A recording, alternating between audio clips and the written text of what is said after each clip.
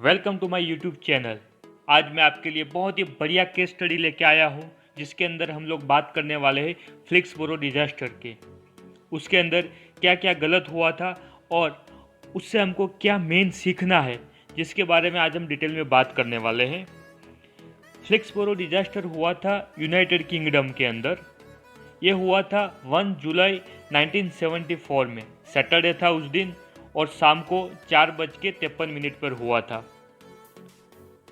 अगर हम पॉपुलेशन की बात करें फ्लिक्सबोरो एक गांव है यूनाइटेड किंगडम के अंदर।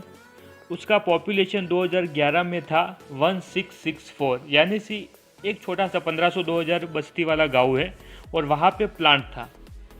जब 1974 में डिजास्टर हुआ तो 28 लोग मारे गए थे। और मेन समझने की बात यह है कि उस दिन सैटरडे था, सैटरडे को वहाँ पे उस दिन छुट्टी हुआ करती थी, यानी कि जो जनरल शिफ्ट में आते थे बंदे, वो उस टाइम पे अवेलेबल नहीं थे। अगर वो होते तो एक्सीडेंट में और ज़्यादा जाने जा सकती थी। दूसरी बात, ये शाम को हुआ था जब प्लांट के अंदर मूवमेंट कम हो जाता है। इस एक्सीडेंट के अंदर 36 लोग घायल हुए थे। और अगर हम प्रॉपर्टी लॉस का बात करें तो करीबन 1800 हाउसेस एंड 167 बिजनेस प्लेस जो डैमेज हो गए थे। 6 किलोमीटर 6 माइल्स के रेडियस के अंदर, अगर हम 1 माइल को पकड़े तो 1.6 किलोमीटर होता है, यानी कि 6 माइल्स मतलब 10 किलोमीटर के अंदर जितने भी बिल्डिंग्स एंड हाउसेस थे वो सारे के सारे डैमेज हो गए थे। दोस्तों, आप इमेजिन कर सकते हो कि अगर आपकी सिटी में कोई डिजास्टर होता है और 10 किलोमीटर के अंदर जितने भी घर है, जितने भी बिल्डिंग है, वो सारी डैमेज हो जाए तो कितने लोगों की जानें जा सकती है। तो आपको एक अंदाजा आ सकता है कि उस गांव की बस्ती कम थी, उसके अंदर भी 28 लोग मारे गए थे और 1800 मकान हाउसेस को डैमेज किया था। मतलब ये कितना खतरनाक एक्सप्लोजन था वहाँ पे। आपको ये फ़ोटो से थोड़ा बहुत और क्लियर हो जाएगा कि ये बिफोर डिजास्टर का मैं फ़ोटो आपको दिखेगा, और दूसरा ये आफ्टर डिजास्टर का है। आप देख सकते हो पूरा का पूरा वहाँ पे नाश हो गया है, कुछ नहीं बचा है। ये और फोटो मैं आपके लिए लेके आया हूँ। ये फोटो में देखिए, ये जो फायर है ना, वो दिनों तक जलती रही थी। कोई भी फायर एक्सटिंग्विशर्स, कोई कितने भी वहाँ पे लग गए थे फायर टेंडर की लाइनें, लेकिन कुछ काम नहीं आया था। जब तक जितना वहाँ पे मटेरियल था वो पूरा जल के राख ना हो गया हो, तब तक ये फायर जलती रही थी। ये बहुत ही खतरनाक एक्सप्लोजन हुआ था, और ये एक्सप्लोजन के बाद ये पूरी की पूरी कंपनी को बंद कर दिया था। अब तो थोड़ा प्रोसेस समझ लेते हैं कि ये एक्सप्लोजन कहाँ पे हुआ था, ये डिजास्टर हुआ था, उस प्रोसेस क्या था। अब जो कंपनी का नाम था वो नाइप्रो लिमिटेड करके था। वहाँ पे कैप्रोलैक्टम बनता था 70,000 metric ton per annum. Caprolactam का कैपेसिटी था प्लांट का। और वो कैप्रोलैक्टम की जो रॉ मटेरियल है नायलॉन 6 का। नायलॉन 6 से हम लोग बनाते हैं, आजकल आप देखते हो मार्केट के अंदर टायर्स होते हैं, बहुत सारे नायलॉन्स के प्रोडक्ट है। यानी कि पहले बनता था कैप्रोलैक्टम, और कैप्रोलैक्टम किस में यूज होता था, नायलॉन बनाने के लिए। अभी जो फ्लिक्सबोरो में जो प्रोसेस था वो 155 डिग्री सेंटीग्रेड और 7.8 एटमॉस्फेरिक प्रेशर पे वहाँ पे प्रोसेस होता था। Cyclohexane volatilizes immediately when depressurize at atmospheric condition, यानी कि उसमें साइक्लोहेक्सेन का इस्तेमाल होता था, वो प्रोड्यूस होता था इन बिटवीन द प्रोसेस। अभी हम अगर बात करते हैं तो वहाँ पे 6 रिएक्टर थे, और 6 के 6 रिएक्टर सीरीज में कनेक्टेड थे।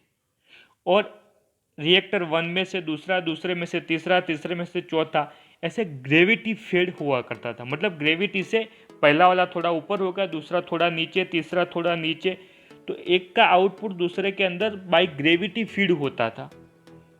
और एक रिएक्टर के अंदर करीबन 20 टन्स ऑफ साइक्लोहेक्सेन होता था। अगर आपको साइक्लोहेक्सेन के बारे में बताऊं तो उसका जो मेन प्रॉपर्टीज है, साइक्लोहेक्सेन का फ्लैश पॉइंट है -20 degree centigrade. -20 degree centigrade flash point है। अगर हम गैसोलीन पेट्रोल का अगर हम फ्लैश पॉइंट के बारे में बताओ तो वो होता है -43 डिग्री फ़ारेनहाइट। मतलब कि इसका प्रॉपर्टी मोर और लेस पेट्रोल गैसोलीन की तरह होता है। Flammability 1.3 to 8.4%, auto ignition temperature 260 degree centigrade, TLV 300 ppm है। और आप ये NFPA डायमंड के अंदर क्लियर देख सकते हो कि उसका हेल्थ हजार्ड 1 है, फ्लेमेबिलिटी 3 है, रिएक्टिविटी 0 है। मतलब कि हाईली फ्लेमेबल मटेरियल था साइक्लोहेक्सेन, जो वो रिएक्टर के अंदर प्रोसेस होता था। अब इसके अंदर गलत क्या हुआ वो थोड़ा समझ लेते हैं कि ये जो 6 रिएक्टर थे ना, उसमें से ये जो हादसा हुआ, जो एक्सीडेंट हुआ, इतना बड़ा एक्सप्लोजन हुआ, उसके थोड़े महीने पहले जो रिएक्टर नंबर 5 था, रिएक्टर नंबर 5, उसके अंदर एक लीकेज मिला। और जब उन्होंने इंस्पेक्शन किया तो 6 फीट का वर्टिकल क्रैक था। और वो उसका MOC मटेरियल ऑफ कंस्ट्रक्शन क्या था? Stainless steel. मतलब 6 फीट लंबा वो रिएक्टर के अंदर क्रैक था। अब सोचो दोस्तों, उस टाइम पे अगर कोई भी बंदा है तो उसको क्या सोचना चाहिए कि भाई 5वें रिएक्टर के अंदर एक क्रैक मिला है, तो हमको एक प्रिकॉशन लेके बाकी जो 5 रिएक्टर बच गए 1 to 4 एंड रिएक्टर नंबर 6, उसका भी इंस्पेक्शन करना जरूरी है। लेकिन इन्होंने किया नहीं। इन्होंने सोचा कि चलो रिएक्टर नंबर 4 से डायरेक्टली 6 को कनेक्ट कर देते हैं, जब तक रिएक्टर नंबर 5 रिपेयर नहीं हो जाता है। उससे हमारा प्रोडक्शन तो थोड़ा बहुत कम हो जाएगा, लेकिन प्लांट को बंद नहीं करना पड़ेगा। यानी कि सेफ्टी को बाईपास करके प्रोडक्शन पे ऊपर जोर दिया, प्रोडक्शन को कंटिन्यू करने का सोचा। ये इनकी सबसे पहली बड़ी गलती थी। अगर दूसरा समझे तो ये जो रिएक्टर थे, रिएक्टर 1 to 2, 2 से में तीसरे में से चौथा, ये जो ग्रेविटी फीड जो ट्रांसफ़र होता था, वो कनेक्शन के लिए 28 इंच की पाइप को इस्तेमाल किया गया था। अब जब इन्होंने सोचा कि हमको रिएक्टर नंबर 4 से डायरेक्ट 6 को कनेक्ट करना है, तो उस टाइम पे इनके पास 28 इंच का कोई पाइप अवेलेबल नहीं था। वहाँ पे प्लांट के अंदर 20 इंच का जो पाइप अवेलेबल था, उसी को ही फ्लेक्सिबल बेलो कनेक्शन करके उसको जोड़ दिया गया। आपको इस फोटो के अंदर क्लियर दिख रहा है कि देखो कैसे 4th रिएक्टर को 6th रिएक्टर के साथ कनेक्ट कर दिया है बेलो का हेल्प करके, और 20 इंच का पाइप यूज किया गया है। अब इसके अंदर मेन गलती क्या की है इन्होंने कि 1974 के अंदर उस टाइम पे जो उनका मैकेनिकल इंजीनियर था, उसने रेजिग्नेशन रख के ईयर के स्टार्टिंग में ही कंपनी छोड़ दिया था। अब जब ये हादसा हुआ, जब ये मॉडिफिकेशन किया गया, उस टाइम पे साइट पे कोई मैकेनिकल इंजीनियर अवेलेबल नहीं था। मतलब यानी कि नया रिक्रूटमेंट हुआ नहीं था। अभी ये जो मॉडिफिकेशन किया गया, डायरेक्टली पाइप को कनेक्शन किया गया, तो उसका डिज़ाइन पैरामीटर, उसका क्वालिटी ऑफ कंस्ट्रक्शन, उसको इंस्पेक्शन करने के लिए कोई मैकेनिकल इंजीनियर था। हाँ, वहाँ पे प्रोडक्शन में केमिकल इंजीनियर अवेलेबल थे, इलेक्ट्रिकल इंजीनियर्स अवेलेबल थे, लेकिन कोई भी मैकेनिकल इंजीनियर अवेलेबल नहीं था। कोई कॉम्पिटेंट इंजीनियर नहीं था कि जो ये पूरा जॉब को रिव्यू कर सके, पूरा को अच्छी तरह से एग्जीक्यूट कर सके। और पहले जैसे बताया कि 6 फीट का क्रैक था, तब भी बाकी कोई रिएक्टर को चेक नहीं किया गया। तो ये बहुत ही बड़े इन्होंने गलती किया था, उसकी वजह से ही पूरा का पूरा प्लांट नष्ट हो गया दोस्तों, पूरा का पूरा। और जो मैंने आपको बताया ना, 28 लोग जो मारे गए थे, उनमें से 18 लोग कंट्रोल रूम के अंदर अवेलेबल थे। अब जब ये हादसा हुआ, पूरा का पूरा कंट्रोल रूम गिर गया।